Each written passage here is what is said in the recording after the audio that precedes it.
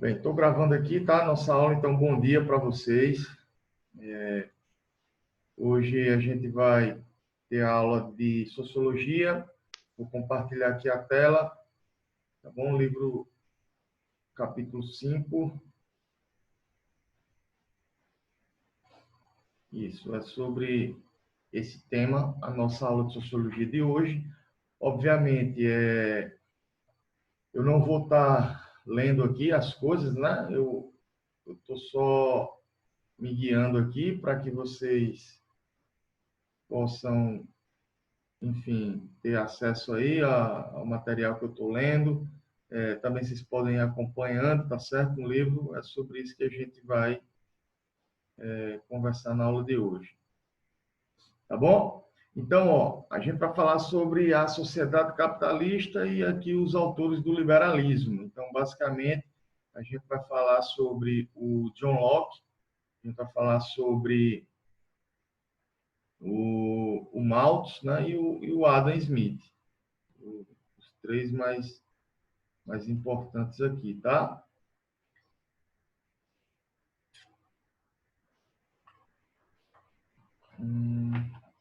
Estou admitindo o pessoal aqui. Deu uma paradinha na minha câmera, vou tentar reiniciar.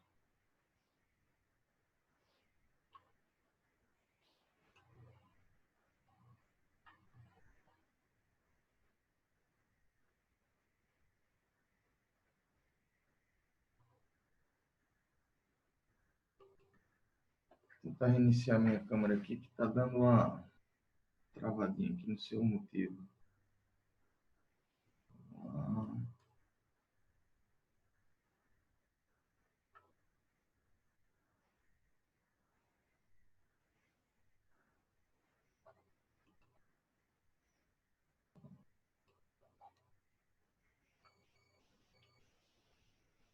Isso, acho que agora voltou, né?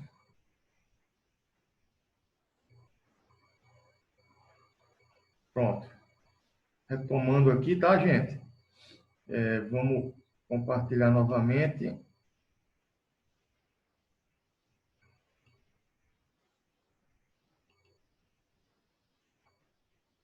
Tudo ok, então. Bem, caso aconteça algum imprevisto aí, vocês me falam novamente, tá certo? Eu estou admitindo também as pessoas que vão chegando depois aí, tá? Então, basicamente, turma, é o seguinte, a aula de hoje, ela vai ser uma aula onde a gente vai discutir, ó, os princípios do liberalismo, tá? Que tem aqui a livre concorrência e a livre iniciativa. Como vocês podem ver aqui, tá? Por livre concorrência é o funcionamento do sistema capitalista, né? Consiste em diversos produtores ou prestadores de serviço numa mesma área de atuação, isso entendemos por livre concorrência, e a livre iniciativa é que o Estado não faça nenhum tipo de intervenção, tá certo? Então, de fato, esses são os principais aí, os principais pontos do liberalismo sobre a discussão do capitalismo, né? As sociedades capitalistas e os autores aí desse liberalismo econômico. No início do livro vocês têm essas questõezinhas aqui, eu acho interessante, vale a pena a gente fazer ela, tá bom? É bom dar uma lida nessa parte inicial, fazer, e se tiver dúvidas no início das outras aulas eu vou falando aí sobre elas com vocês, ok? Bem, então, primeiro, né, o que podemos entender sobre liberalismo e o contexto teórico, tá certo? Sobre o que se trata aí o liberalismo.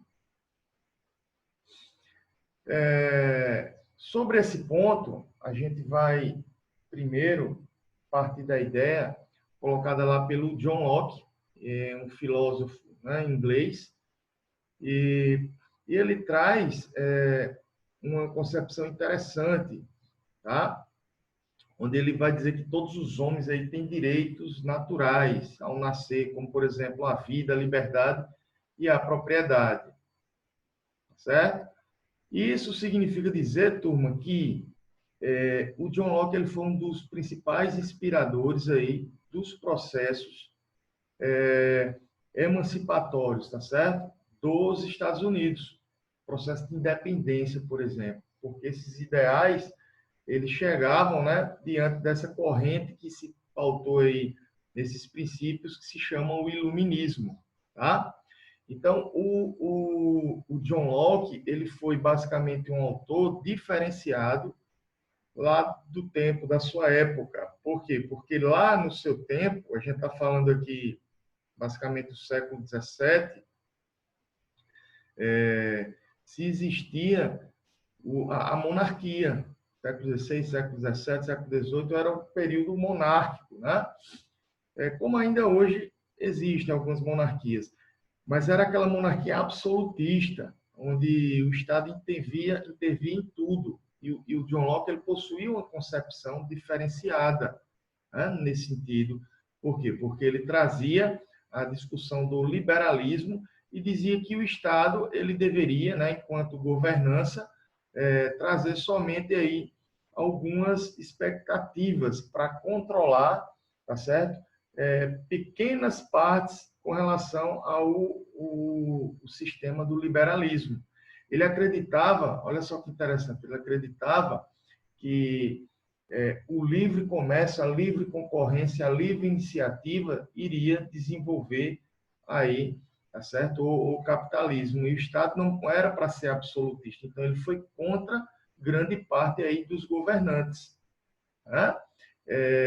Ele acreditava que, por exemplo, o Estado ele era para garantir apenas o estado de natureza dessas pessoas, porque a gente possui, segundo Locke, um direito natural, e o estado de natureza dessas pessoas poderiam levar a um a trair, né? Ou seja, a um querer invadir o espaço do outro. E aí era necessário o quê? Um governo, algo, um juiz, entendeu? Para que as pessoas pudessem obedecer. E aí a harmonia seria plena.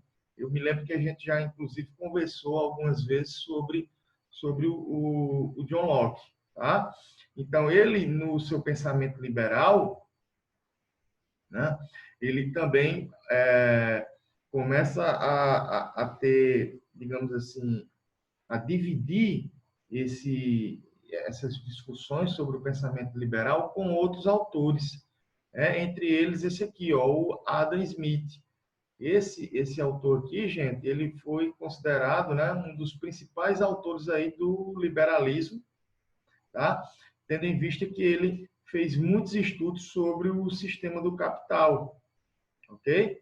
Então, o Adam Smith, por exemplo, ele vai trazer as teorias do valor, as teorias do trabalho, tá? Ele vai falar sobre o lucro, tá bom? E ele acha que tudo isso é uma ordem natural e que não precisa da discussão ética. As pessoas, elas buscam naturalmente, tá? O lucro.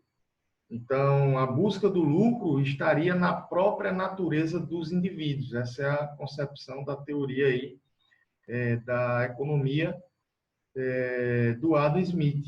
Tá? Ele é escocês e, assim, ele é considerado até que um filósofo, né? Ele é da economia, mas é considerado um importante filósofo. Então, esse é o terceiro liberal importante aí, que temos aqui na nossa análise da aula de hoje sobre os autores do liberalismo, tá? Que o liberalismo se pauta principalmente no princípio da livre iniciativa e livre concorrência. E, finalmente, né, sim, aqui o livro ele fala um pouco sobre a concorrência no mercantilismo de se produzir as mercadorias, e o Locke, o Adam Smith, eles perceberam que o governo absolutista atrapalhava, tá? Essa fase do capitalismo, mercantilismo, tá? Então, aqui vocês observam a imagem onde temos aqui a discussão da Revolução Francesa, tá certo? A Revolução Francesa era contra esses esses posicionamentos dos reis absolutistas, mas contraditoriamente o Napoleão, né, ele se torna imperador aí de toda a Europa, e se pauta também nesse governo aí de imperar, né? E, enfim, mas logo na sequência a gente começa a ter agora uma discussão sobre outro importante teórico, tá certo? Que vai contribuir demais aí para a análise dessa teoria do liberalismo econômico, que é o Malthus, o Thomas Robert Malthus. E ele vai ser assim muito importante na discussão da perspectiva populacional, né? Vou explicar para vocês. Inclusive a gente vê isso em outras disciplinas, como história e principalmente geografia, quando a gente fala de população, tá? Então lembrando que o Malthus, ele é um economista, tá? E ele falou aí e trouxe muita contribuição sobre a questão populacional, a demografia, principalmente, o crescimento dessa população, e ele apontava que em algum momento, tá, iria chegar uma crise na produção de alimentos, porque a população iria passar fome, tendo em vista que, na sua concepção, olha só, a população iria crescer em uma progressão, tá certo? E a disponibilidade de alimentos estaria, assim, colocada em uma proporção menor, o que poderia levar aí a miséria e a pobreza, tá? Bem, na época, essa teoria ela foi muito valorizada, tá? Mas, de fato, ela também sofreu muitas críticas e hoje a gente sabe que, por exemplo, o desenvolvimento tecnológico proporcionou uma maior produção de alimentos em áreas cada vez menores, né? Então, a teoria do Malthus, ela meio que foi superada, tá? Mas, apesar disso, para a época, ele formulou questões, assim, de certo modo, muito radicais. Muito radicais no sentido de que, olha só o que ele falava. Ele falava, por exemplo, que se não tivesse aí esse controle, tá certo? Da população, muitas doenças, pragas, guerras, a fome iria tomar conta aí e as sociedades não iriam se desenvolver economicamente. Então, por isso que a gente relaciona, né, o Malthus a essa teoria quando a gente coloca o liberalismo aí em questão, o liberalismo econômico. E ele falava, por exemplo, no radicalismo de abstinência sexual. Olha só, as pessoas tinham que se privar, né, sexualmente para não terem filhos, por exemplo, né? Claro que chega lá na frente uma teoria muito parecida, mas não a malthusiana, e sim o neoliberalismo, que se pauta em preceitos, tá, malthusianos, mas não de uma forma radical como a colocada por Malthus, como, por exemplo, ao invés da privação sexual, métodos anti para que as pessoas não engravidem, por exemplo, as mulheres, né? Política do filho único, por exemplo. Então, é uma nova sensibilidade aí nessa análise da discussão populacional, e isso iria levar, por exemplo, a um maior controle populacional, tá? Então, quando a gente ouve falar, basicamente, nesses três importantes aí, teóricos que eu apontei aqui para vocês, a gente tem uma análise do Adam Smith, do John Locke e do Malthus, tá bom? Que eles vão ser basicamente os três principais autores aqui, ou pensadores, gente, que o livro vai apontar nessa nossa discussão do liberalismo econômico, tá? Vamos falar sobre a importância do que seria o capitalismo e vão defender aí as suas correntes para o desenvolvimento econômico, tá? Lembrando que, mais adiante aqui, o texto vai falar um pouco sobre a corrente contratualista, vai falar que o Locke, ele ele é um contratualista, né? Não só Locke, mas existem os filósofos do contrato social, o David Hume, o Locke, os franceses, né? Em algum momento tem escrito aqui, vocês podem depois visualizar, tá? E vai falar sobre o contrato social, que nada mais se trata do que um juiz que é necessário em todo o governo, tá bom? Para que esse juiz possa colocar os interesses em comum a toda a população, para que não entre no estado de natureza da guerra, né? E aí é necessário leis, um contrato social, é um contrato que as pessoas firmam, que tem o consentimento, né, de toda a sociedade, e aí eles se privam dessa liberdade para que as leis possam ser estabelecidas. Por isso que eles são chamados aí contratualistas, né? Então, para ele, onde não há superior comum, eu estou aqui embaixo, ó, para chamar em socorro, se instaura um estado de guerra. Então, por isso que as pessoas falam aí do contrato social, tá? Logo na sequência, vai trazer um pouco sobre a teoria liberal lá do Smith, tá bom? Sua principal obra, A Riqueza das Nações. E como eu estava falando aqui, deixa eu admitir mais gente aqui, calma, isso. Pronto, e como eu estava falando, turma, existe também os contratualistas, que eu tinha esquecido lá, o Thomas Hobbes, o John Locke, o Montesquieu, o David Hume, né? Então, esses são os principais filósofos aí contratualistas. Vai falar mais sobre a teoria liberal do Smith, sobre a perspectiva do lucro, né? Ele era um árduo defensor da livre concorrência, tá certo? O mercado deveria pautar na livre concorrência e,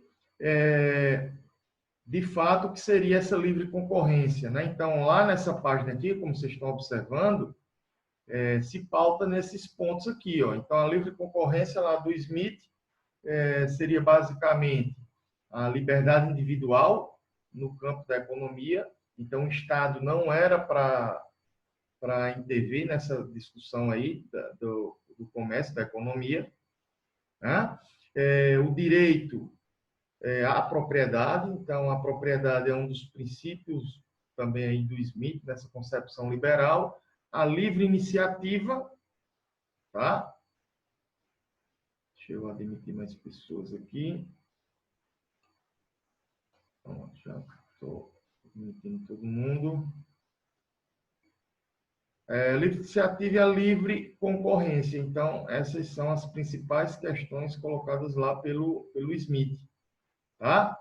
E, de fato, a sua teoria se pauta em proteger a sociedade contra a violência e a invasão dos países independentes. Esse é um ponto. Proteger cada membro da sociedade contra as injustiças e a opressão de qualquer outro membro. Então, era bem pautado aqui no John Locke, né, quando ele coloca lá a questão do contrato social. E criar instituições públicas, né, que outros indivíduos não tenham interesse em criar. Então, para o Smith, o Estado liberal, ele deve proteger a sociedade, tá certo? Dessas invasões desses países independentes, tá? Devem criar instituições públicas que outros indivíduos não tenham criado, isso é a função do Estado, e proteger cada membro da sociedade aí da opressão de um entre o outro, né? Como também colocava aí o John Locke, tá? Lá na sequência,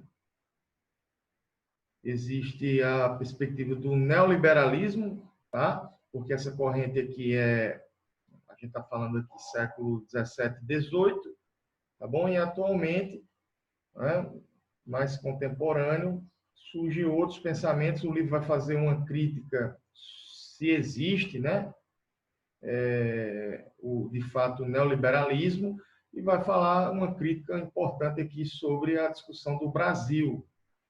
Muitos falam que o Brasil, por exemplo, uma nação que era neoliberal por causa dos governos anteriores, né, como o governo Collor e o governo Fernando Henrique. E o nosso livro aqui vai fazer uma crítica, tá? Dizendo que, de fato, nunca existiu neoliberalismo no Brasil. Aí fica também para a gente pensar e discutir, tá? Mas, quando a gente fala em neoliberalismo no Brasil, a gente pode, por exemplo, o governo, em vários momentos, ele teve que intervir aqui no Brasil, né? Intervir de forma mais participativa, mais contundente, né? Claro, quando a gente vê o Brasil associa as discussões envolvendo aí, por exemplo, deixa eu tentar retomar aqui, gente. Eu acho que eu estou com uns probleminha na internet. A câmera, ela está dando umas bugadas. Deixa eu tentar retomar aqui a câmera. Vou interromper aqui e a gente volta dessa parte. Deixa eu ver.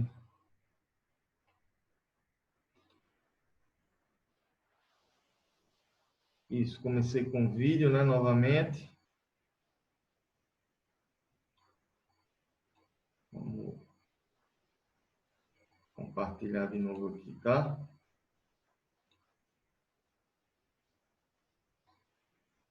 Isso, eu tinha parado aqui falando sobre o Brasil, né, se era neoliberal ou não. Então, esse conceito do neoliberalismo a gente associa muito quando a gente vê, por exemplo, falar de privatizações, né? O Estado liberal, a gente sempre associa isso, mas assim, no contexto do liberalismo puro, não seria só as privatizações, né? Seria um conjunto de coisas como a gente viu lá na teoria do Smith e no John Locke, né? E o Estado não poderia intervir em nada, por exemplo. Então, essa é a concepção do neoliberalismo puro.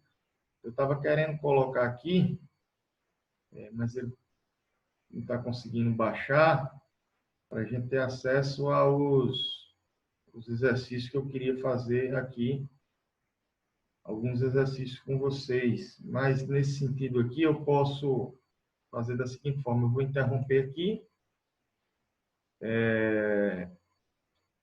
Lá na nossa página do livro aí, onde vai ter aí,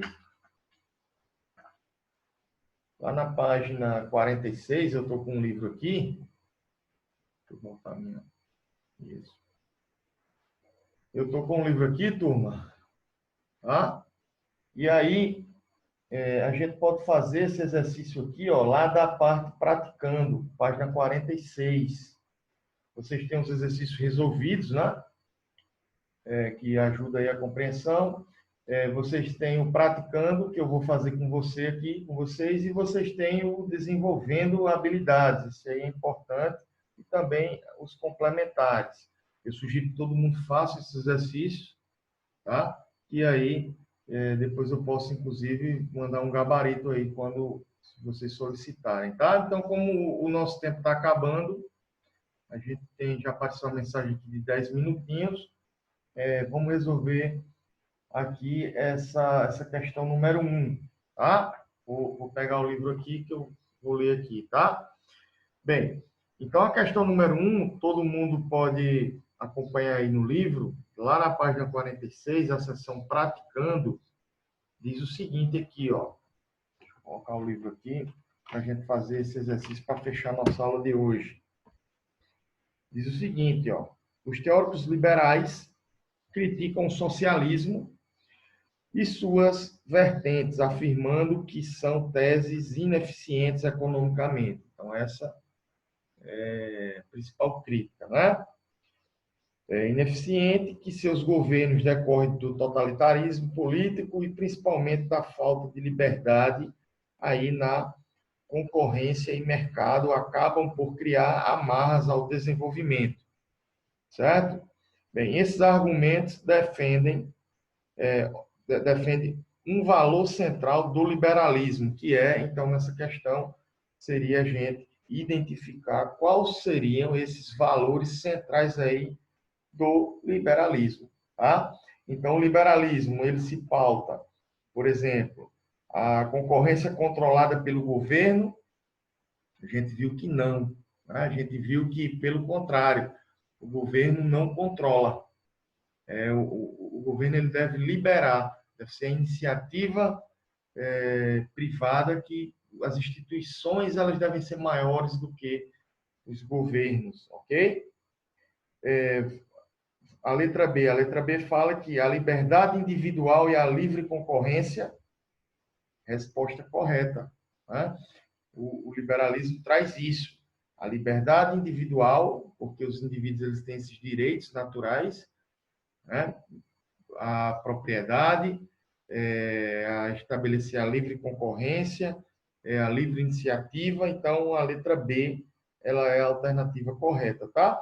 A C não poderia ser, porque fala aqui, ó, justiça social por meio da força do governo, e não existe, né, na concepção do liberalismo, a força do governo. O controle da propriedade privada, não, né? E não poderia ser. E o voto é a defesa da população civil. Isso aqui a gente está falando da democracia, a gente está falando de outras questões. Então, resposta certa aí é a letra B, tendo em vista que a corrente liberal ela traz essa ideologia,